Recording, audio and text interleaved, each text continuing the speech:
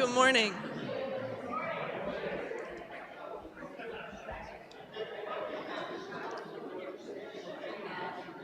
Good morning. There we go. I am Cameron Mansion-Betts, and my pronouns are she, they.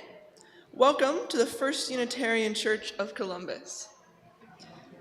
We begin this service by acknowledging that we gather on the ancestral lands of the Adena, Hopewell, Wyandotte, Miami, Seneca, Erie, and Cayuga people.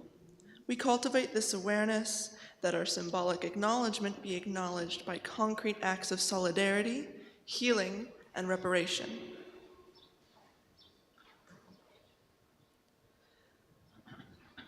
Please rise in body or spirit to sing number 6, Just as Long as I Have Breath.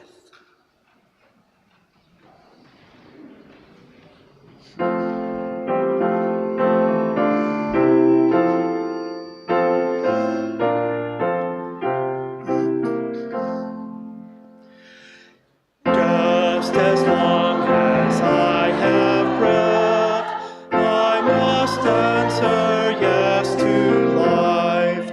Though with pain I made my way, still with hope I meet each day. If they ask what I did well, tell them I said yes to life. Just as long as vision lasts, I must answer yes to truth. In my dream and in my dark, always that elusive spark. If they ask what I did well, tell them I said yes to truth. Just as long as my heart beats, I must answer yes to love. Disappointment pierced me through, still I kept on loving you. If they ask what I did best, tell them I said yes to love.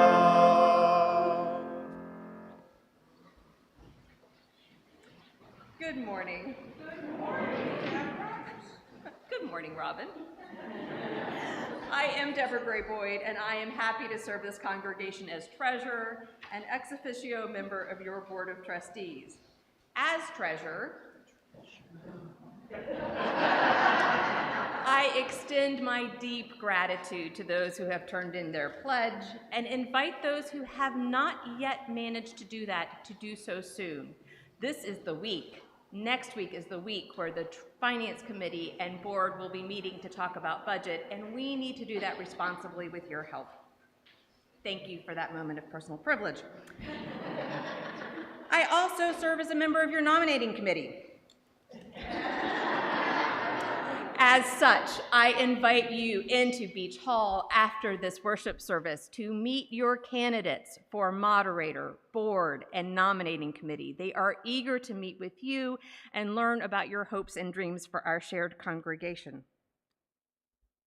My pronouns are she, they. Welcome to First Unitarian Universalist Church. Whether you are joining us online or in person, whether you are a new face or a familiar one, we are glad you are here. If this is your first visit, please stop by the welcome table out in the gallery for your first-time visitor gift. Everyone, please let us know you are here today by scanning the QR code on your order of service or on the screen. Here you can check out and find the order of service. The complete order of service, for those of you in the hall who have the paper one, you might want to check out the online one, just saying. You can also find our Joys and Sorrows form and our donation page. A few weeks ago, our congregation joined First Unitarian Society of San Francisco in ordaining Meg McGuire into Unitarian Universalist ministry.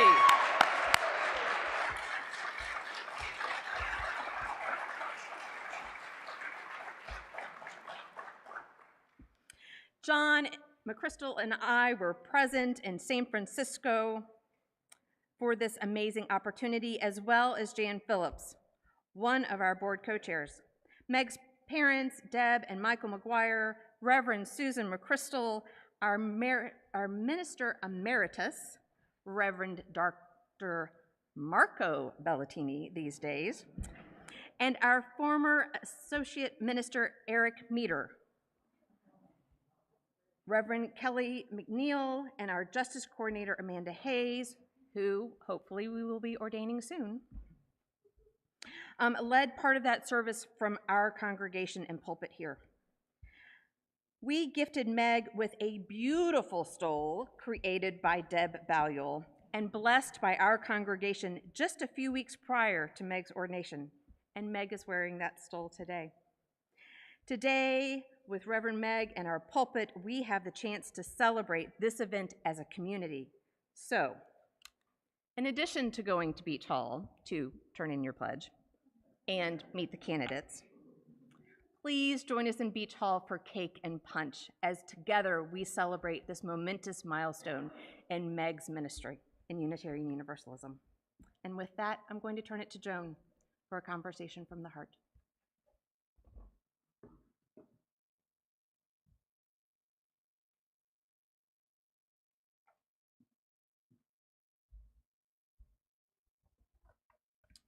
Good morning. My name is Joan Matascella, and my pronouns are she, her. I've been a member of this congregation for 24 years. I grew up in Columbus and in a devout Catholic family, and my parents had very liberal values. And I was the second oldest of 8 children, so my mother used to confide in me a lot. In a very particular way, she was alarmed by any racism that she saw in her community. And she would call it out and argue with her peers. She shared stories about this with me at a pretty young age. I did not stay in the Catholic Church once I left for college and lived in Athens, Ohio. And this was at the time of the early 70s, so there was Ram Dass, Be Here Now, Alan Watts, Timothy Leary. Any of you who are my age may remember that. So a lot of people my age were looking for alternatives to traditional religion. And for many years, although I felt some sort of a spiritual connection, I never found any group or religion that really spoke to that part of me. When I finally came to a service here at First UU, I felt like I had found my home. I moved to Clintonville in 1882, and then I heard about First UU from people in the community, so that was good. Here I found a community of interesting, talented, caring people and an outpouring of love. A place to connect, to grow, and to learn, to contribute my talents and enjoy the talents of others, to share both joys and sorrows, to always find a caring, listening ear, to celebrate together and to mourn together those who we lost. My husband, who was Somali, and we were married for 27 years when he passed away in 2010, chronic health problems. He was a prominent leader in the very new, at that time, Somali community. So we had a traditional Muslim burial 2 days right after he died. The community came and swooped in and, took care of all that with me. But it was such a relief to me to be able to have a memorial service here as well, a couple of weeks later with the rest of my family and friends, and actually officiated by Reverend Mark Bellatini, who my husband really liked a lot. And then I also got to have a CD recording of the entire ceremony, which I cherish to this day. This congregation is possible due to generous congregants like yourself and myself. There has been so much generosity during our giving campaign, and to add again, if you have not had a chance to submit your form, please consider doing that today. Thank you.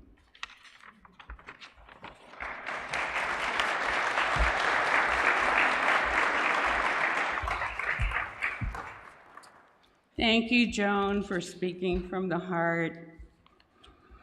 Good morning. I'm Linda Smith, a member of our Anti-Racist Allies group and a retired minister.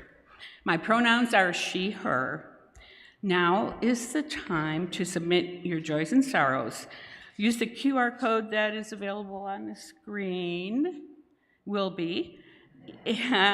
throughout the service, or the paper forms back at the candle table. Anything we receive before the sermon will be shared later during the caring meditation. We would now like to invite any children who want to help bring in the light to meet out in the gallery. There you go.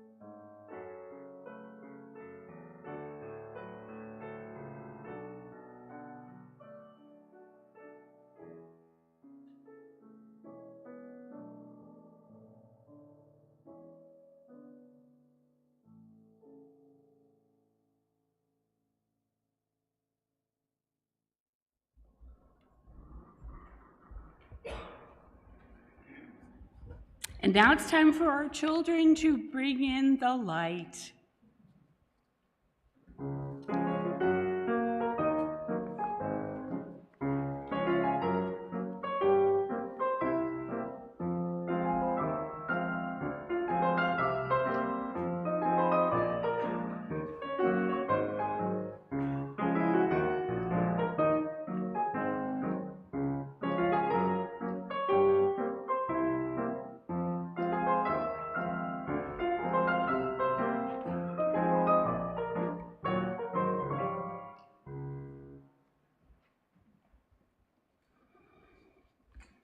We kindle this flame, symbol of our living tradition, reminder of the call to listen deeply, to love fiercely, and to bring forth transformation in this life we share.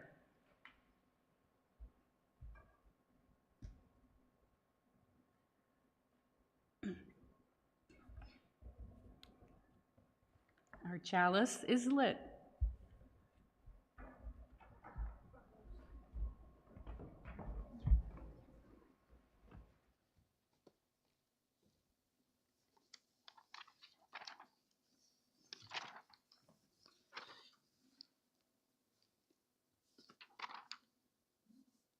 Okay, there we go. Thank you, Calliope, for your help lighting our chalice. Today's story is called Maybe, written by Kobe Yamanda and illustrated by Gabriella Baroche, I believe. Have you ever wondered why you are here? You are the only you there ever has been or ever will be. You have so much to offer. Maybe you will invent something that no one has ever seen before. Maybe you will build things that reach high into the sky. Your life is yours. Try as many things as you can try. See as many things as you can see. Wherever you go, take your hopes, pack your dreams, and never forget. It is on journeys that discoveries are made. Maybe you will help others to see the beauty in each day. Or maybe you will lift cheering crowds onto their feet. Do everything with love. Follow your heart and see where it leads you. Maybe you are here to shine a light into places that have been dark for too long. Maybe you will speak up for those who can't speak for themselves. Maybe you are here to help in ways that only you can. There will be struggles, there will be fears, and it won't always be easy. At times, it will feel really hard, and you might make a mess of things. You may fall down. You may fail. But you will also get back up, and you will rise a little stronger and a little taller, because there really is more inside you than you know. And this world needs your gifts, your talents, your big ideas, and maybe you are just getting started. What if you are only scratching the surface of what you can do and who you can be? What if you have talents you haven't discovered yet? There's something powerful, even magical, about you. You already have everything it takes to do big things. Maybe you have no idea just how good you really can be. And maybe you don't know how much you matter. But maybe, just maybe, the world has been waiting centuries for someone just like you. One thing is for sure, you are here. And because you are here, anything is possible. The end.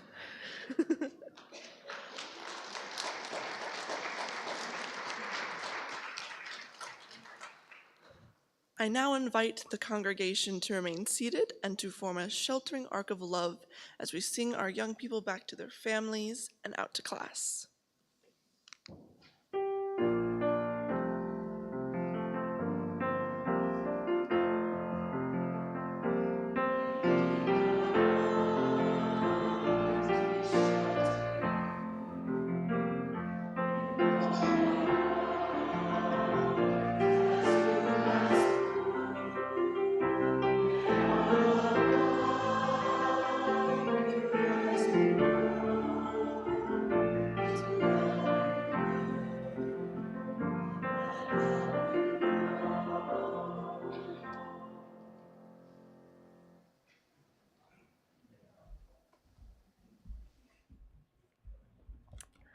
I am Reverend Meg McGuire, and officially, I use she, her pronouns, and I'm so delighted to be here with you all today. Today, we reflect not only on the work of saying yes, but the work of listening that comes first. Not just listening to the sounds of life around us, but that deeper listening that helps us ask and answer the questions from our story today. As we enter into a time of centering through music and meditation, I invite you into this practice of listening. Listening for whatever it is that rises up in you, listening to yourself, but also everything that isn't you. We enter into this practice knowing that through listening and after it, we can hear ourselves and each other a little bit better. Please join me in singing hymn number 1009, Meditation on Breathing.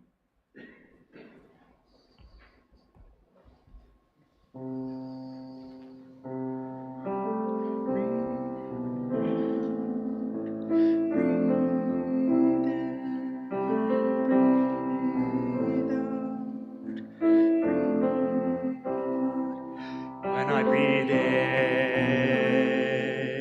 I'll breathe in peace. When I breathe out, I'll breathe out love. When I breathe in, breathe in peace. When I breathe out, I'll breathe out love. When I breathe in, I'll breathe in peace. When I breathe out, I'll breathe out love. When I breathe in, I'll breathe in peace. When I breathe out, I'll breathe out love. Breathe in, breathe out. Breathe in, breathe out. Breathe in, breathe out. Breathe in, breathe out.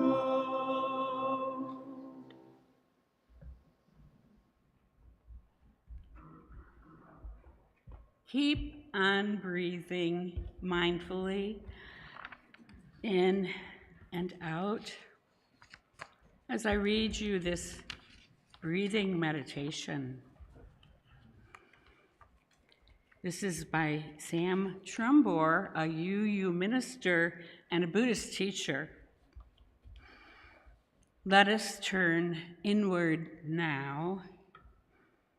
Feel the rhythm of the breath in and out. In and out. Find the peace of just being with the flow of the breath, letting go of yesterday and tomorrow. Feel the restorative power of the peace of this moment. A peace large enough to open to concerns and sorrows that trouble us. A stillness quiet enough to respond to the joys and celebrations that enliven us. There is safety here in the rhythm of the breath. The ebb and flow of life is enacted with each one. Taking in oxygen sustenance, letting go of carbon dioxide waste. Taking in the fullness of experience, letting go of the residue that wants to cling to us. Cultivate inner peace and inner safety in this sanctuary, dedicated to cultivating the spirit of life, dedicated to being a beacon of love for all beings. I'm substituting today for our pastoral minister, Reverend Kathleen, who is away with Joe celebrating their wedding anniversary. I'd like to welcome Barb Fiorini and Dana Reynolds, our pastoral listeners this morning, to read the caring cards and announcements you have submitted this past week and this morning. And as a reminder, any caring cards submitted after 4 p.m. on Saturday will be read the following Sunday.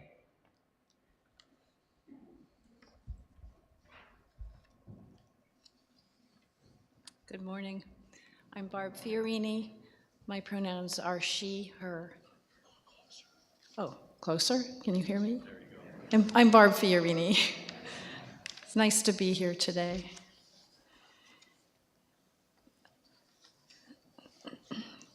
We have one caring card today. Our condolences to the Bowling family. Heidi Bowling's grandma, Dixie, and Cooper and Zaya's grand-grandma, Dixie, passed away last week.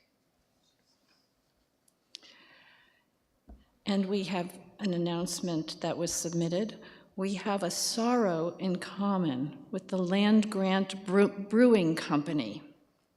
We both were confronted with right-wing extremists, protesters who protested when the drag queen story hours were held in our buildings.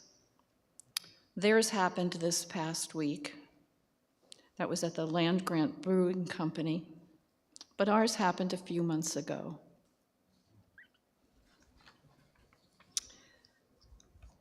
And we encourage you to visit the caring table in Beach Hall after the service to sign the caring cards, whether or not you know these people. This is a long-time tradition of signing cards in person, and it's an important outreach to our members and friends. And now for the joys and sorrows that were lifted up this morning, read by Dana Reynolds.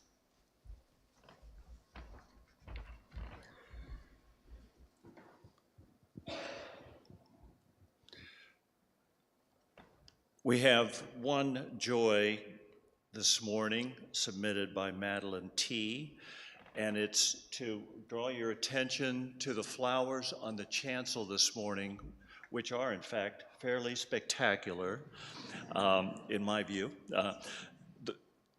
They are in loving memory of William Miller, who was 2 decades participating friend of First UU, and they are here on the first anniversary of his passing.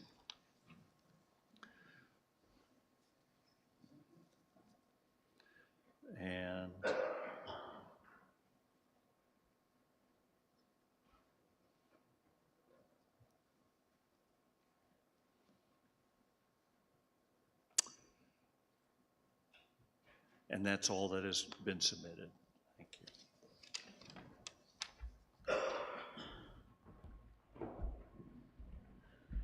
May we hold these joys and sorrows and all those yet unspoken gently in our hearts.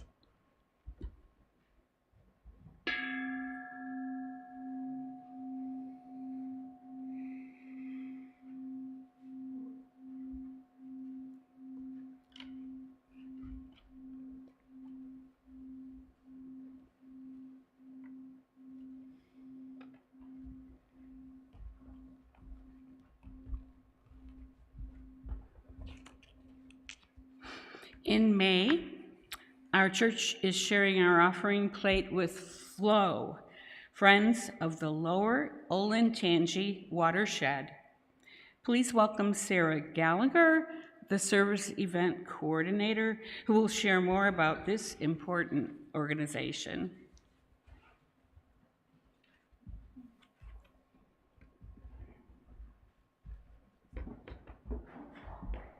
Thank you so much for having me this morning. My name is Sarah Gallagher, and my pronouns are she, her, and I just wanted to talk about Flow. Were some of you out yesterday? We had an event here yesterday in the gardens. I don't know if anybody came out. I heard it was a great turnout, and I want to thank you for coming out and doing that. Our mission is to keep the Olentangy River and its tributaries clean and safe for all to enjoy through public education, volunteer activities, and coordination with local decision makers. We work on a 32-mile stretch of the Olentangy watershed from the Delaware Dam all the way down to Confluence Park where there's the Scioto River. Here's a picture of some of our events. The one up here on the top left is at our new Worthington Tree Nursery. We just redid that nursery. We had a group of students from Ohio State and other partners come out and help make that nursery the way it is in that picture today.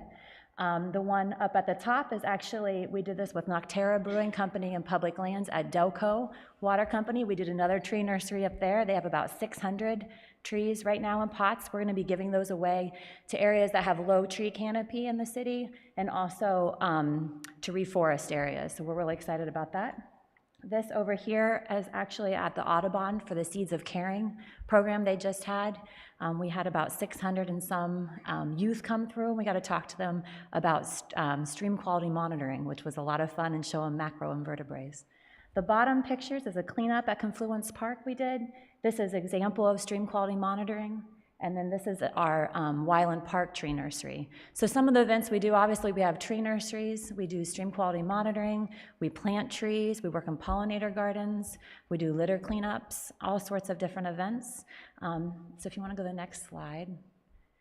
This is just different ways to get involved with Flow. And I just want to say thank you so much for including us as your Share Your Plate for the month of May. If you are all interested in learning more about Flow, there's a QR code here, and there's also bookmarks in the back that have a really beautiful picture of the Olentangy River and has a QR code and our website on that. So thank you so much again for having us.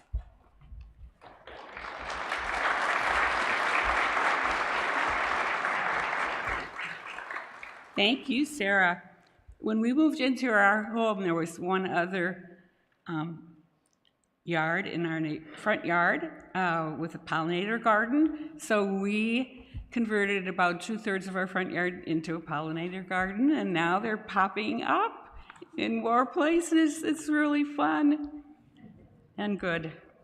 The offering will now be gratefully received. Thank you for your generosity.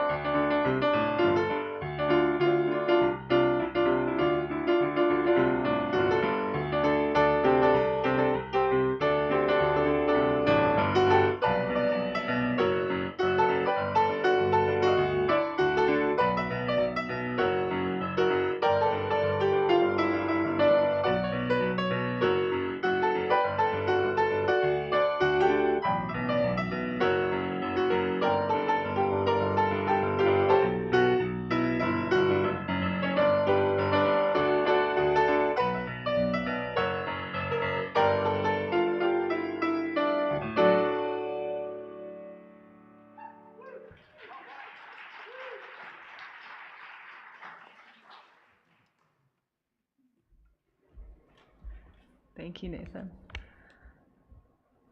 Our reading this morning is titled Calling by Reverend Nancy Shaffer. When you heard that voice and knew finally it called for you and what it was saying, where were you? Were you in the shower, wet and soapy, or chopping cabbage, late for dinner? Were you planting radish seeds or seeking one lost sock? Maybe wiping handprints off a window or coaxing words into a sentence, or coming upon a hyacinth, or one last no.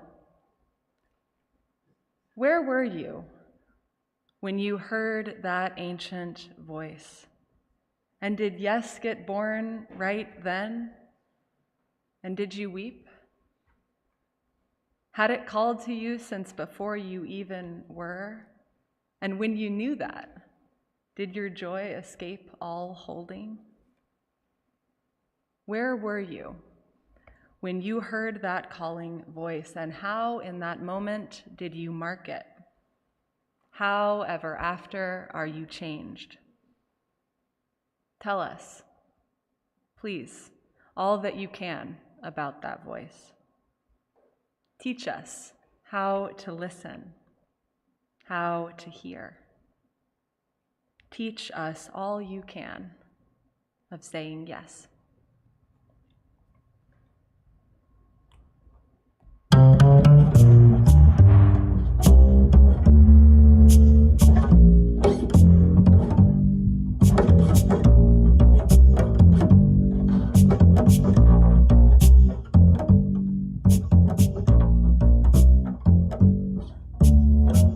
Just as long as I have breath, I must answer yes to life.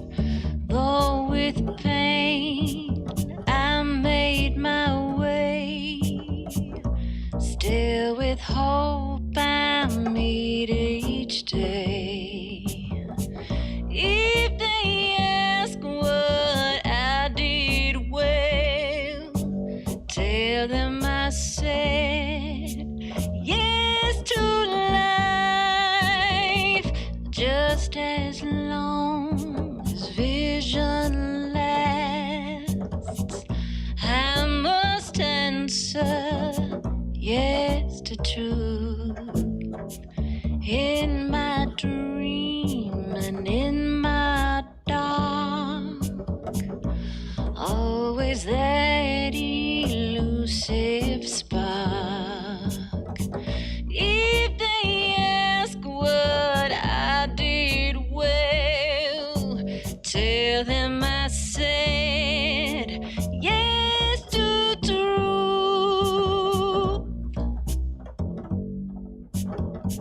Just as long as my heart beats, I must answer yes to love. Disappointment paced me through, still I keep on loving you. If they asked what I did best, tell them I said yes to love. And if they ask what I did well, tell them I said yes to life.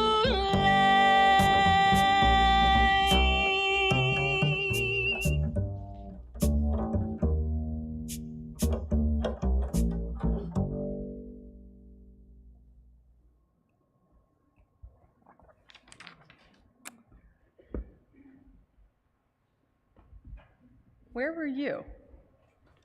Were you chopping cabbage? Searching out that lost sock? Or maybe you were folding laundry or watching the sunset, sitting here in this beloved sanctuary.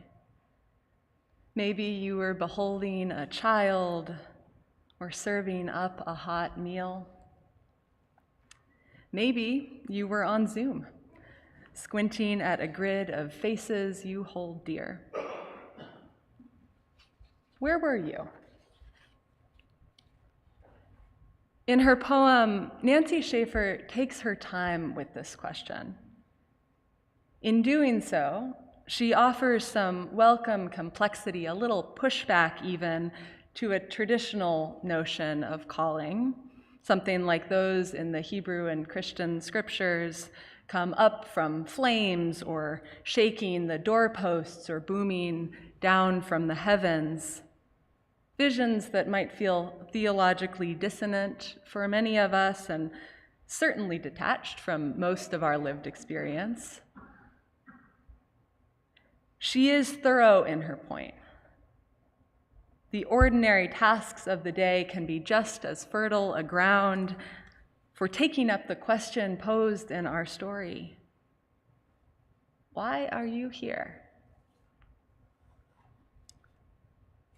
My colleagues in the room can attest that ministerial formation contains a veritable onslaught of invitations to reflect on and describe one's sense of calling, specifically one's call to ministry. And while I have written many of those essays over the years, early last year when I was reflecting on this question as I prepared to see the Ministerial Fellowship Committee, what tumbled out surprised me, because it wasn't a call to ministry, not exactly. You see, it happened in a dog park, in a time in my life when I did not have a dog.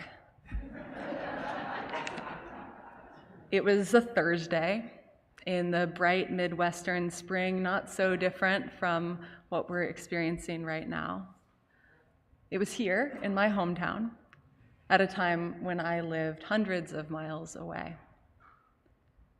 It was in the fresh aftermath of grief, and a friend who I hadn't seen in years showed up at my door unannounced, as one does in the week following a death, and asked if I would like to go for a walk. I said yes, and so she and I walked together at the nearby dog park. It must have been around 4 p.m. because the sun hung low in the sky, casting golden light all around us. And when we stopped walking and stood there in the middle of the park and watched as my parents' dog, our pass into that dog park, joined a dozen others, and before long, the group was running huge circles around us, furiously and joyfully running, dirt flying up around them, paws scraping against the ground, running so close to us that on each loop we would have to jump back just a little bit, and then around they would go again. There, overtaken by the joy, the gift of that moment, that was where I heard it. But it wasn't a call to ministry, not exactly. I think that our ideas around calling can get a little too attached to a particular type of vocation like ministry, or really too attached to vocation and generally and specifically paid employment. And it shouldn't, I don't think, because all of us are called. All Are Called was the audacious theme of our 2018 General Assembly in Kansas City, Missouri. Some of you may remember. All are called, affirming that in religious community, we support one another in listening to the calls of our lives and in living into them. All are called as in inviting in the unique gifts that are each one of ours to share, celebrating them, growing them. All are called beyond a traditional notion of vocation, called to a shared ministry. Now, I have known this congregation in some way or another for nearly 30 years, literally growing alongside of you. And I have been particularly moved in this last year, in this liminal moment, with the disruption and uncertainty that the congregation has found itself in. I've been moved that even through all of that, in spite of all of that, maybe even because of that, that this community persists in living out and living into your callings together. You who bring relentless creativity to preserve connection and community, you who recruit and develop leaders, you who listen and bear witness in the midst of life's heartbreaks and trials, you who look back at our history, drawing forth lessons that are needed in the present, you who steward this institution, inviting others into deeper generosity and deeper connection, you who accompany children and youth, you who tell hard truths that support growth and transformation, you who take on the work of administration somehow joyfully, you who bring music and beauty into the space and into the shared life, you who do the painstaking work of governance, and you who imagine what we might yet become. Few, if any, of these callings are lived out alone in congregational life. Rather, they come to being in communities, in groups, both formal and informal.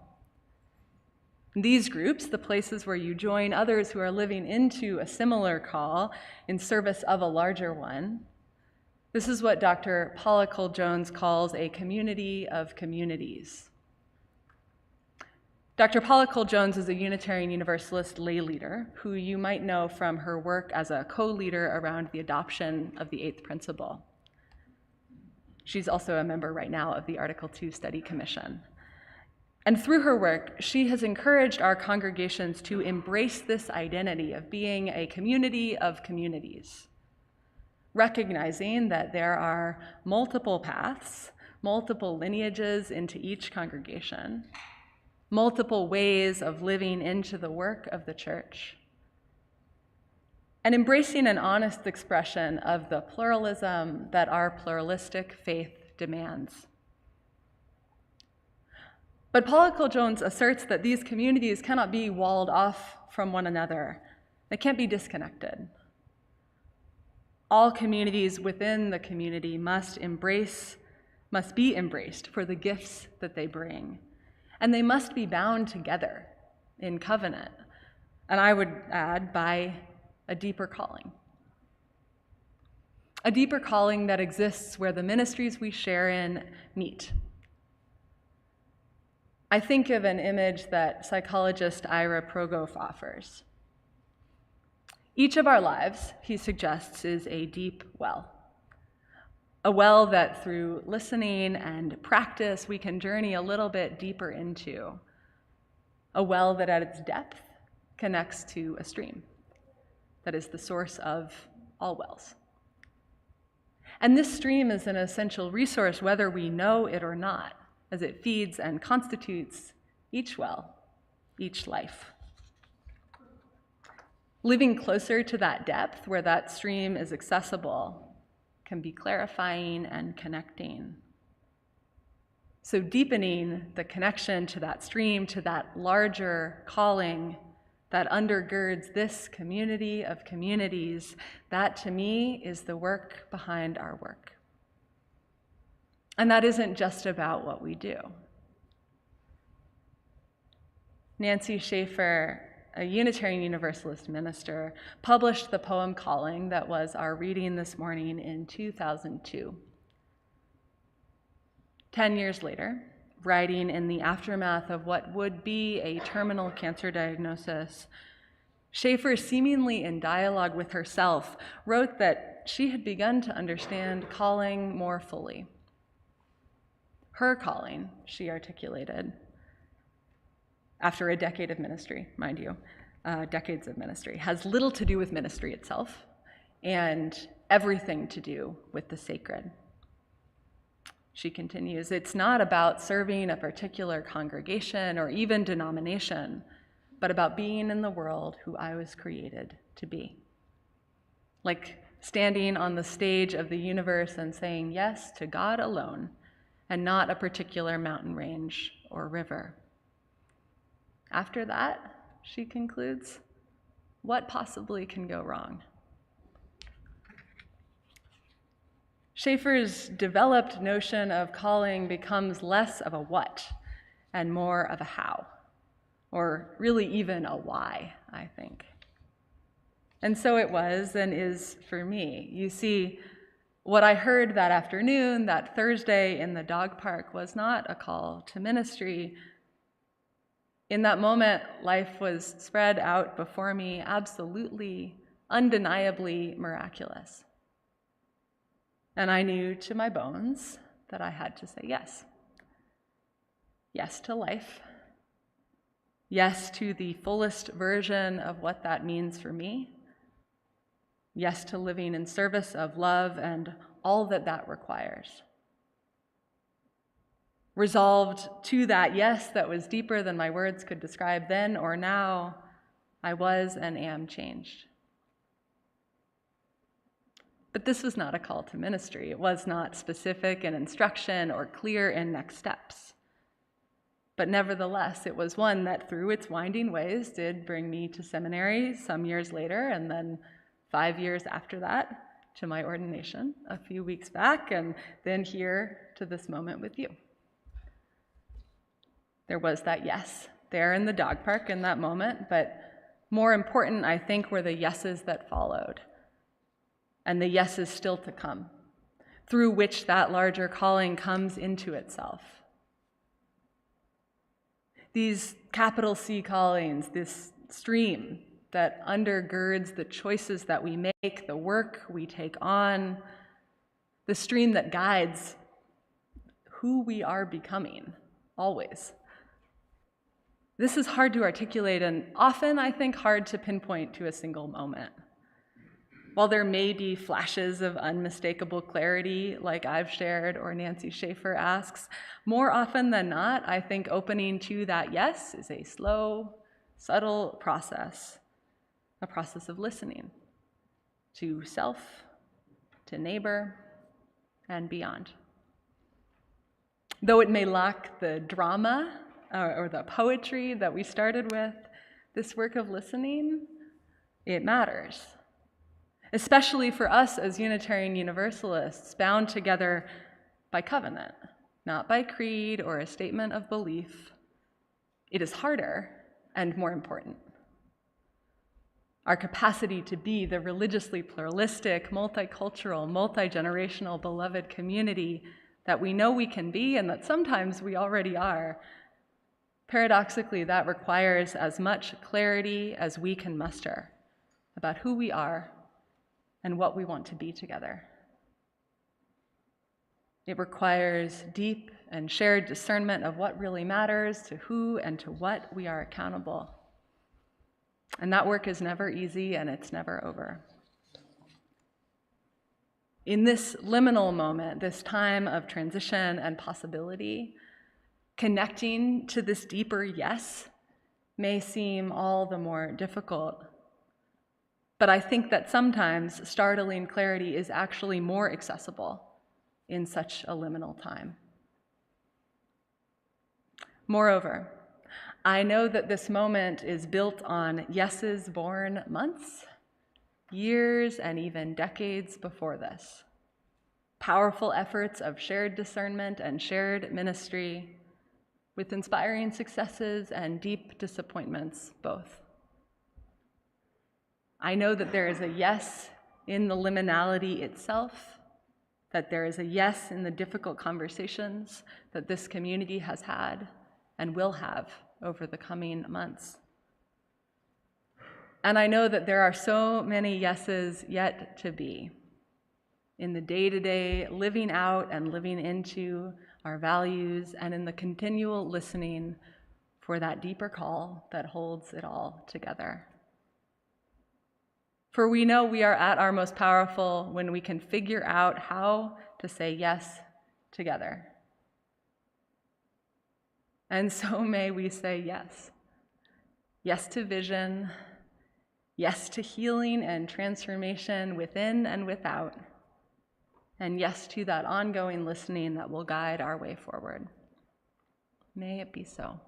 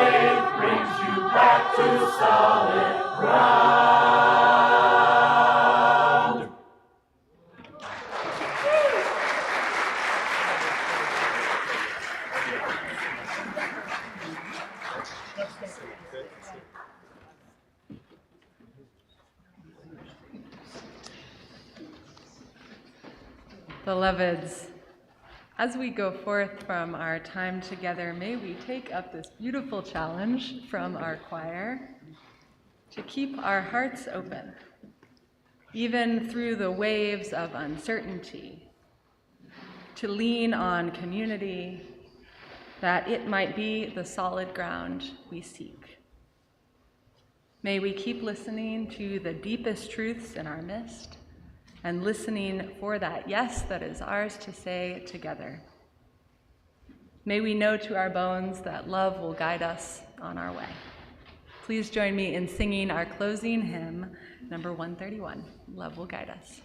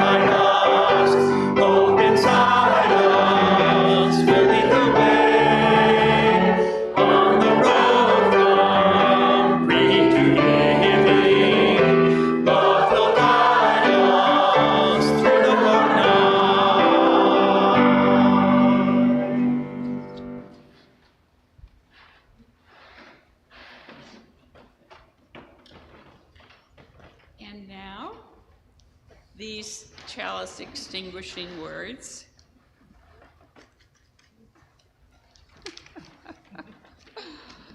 Okay, where are they? Okay. There it is. We extinguish this flame, but not the light of vision. As we go forth, let us heal and transform ourselves and our world through reason and love.